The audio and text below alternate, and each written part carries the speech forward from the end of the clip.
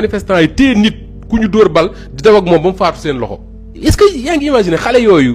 li ñu vivre noonu buñ dee dégg ñu naan leen. ña ngay dajale ay waa APR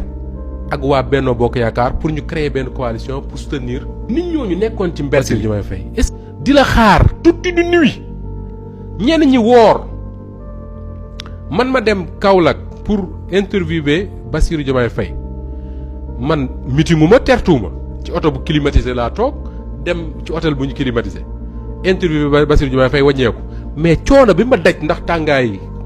bi may yendoo jour boobu coono bi ma daj pour def mon métier mais imaginez ñi daj même 10 000 fois plus pour topp Bassirou Diomaye Faye.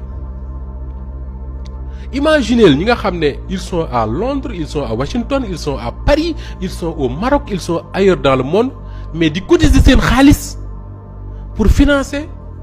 la campagne de Pastef pour que Bassirou Diomaye Faye dem au pouvoir mais ñooñu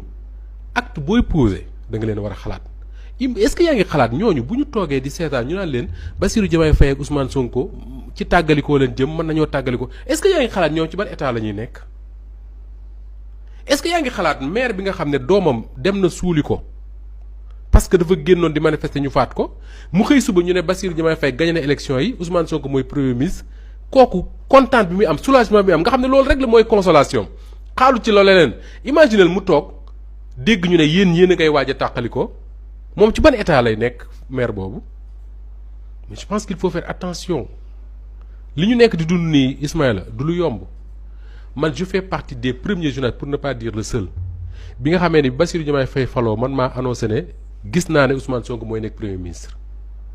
Et à l'époque quand je l'ai dit il y a des gens qui m'ont dit ce serait une erreur Ousmane Sonko nekk premier ministre parce que coow dina am entre les deux est-ce que dem assemblée gënul yomb man à l'époque je disais non man li ma gëm mooy Ousmane Sonko. Il doit être au cœur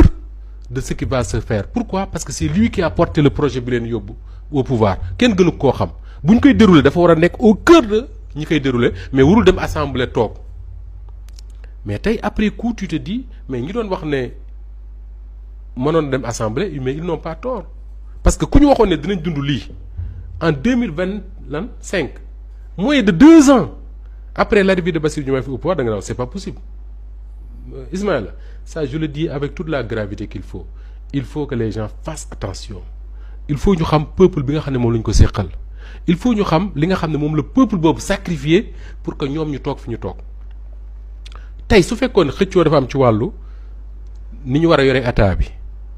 Ousmane Sonko ak Bassirou Diomaye Faye déggoowuñ ci y a pas de problème c'est naturel parce que nit ñi aussi même bu ñu porté le même projet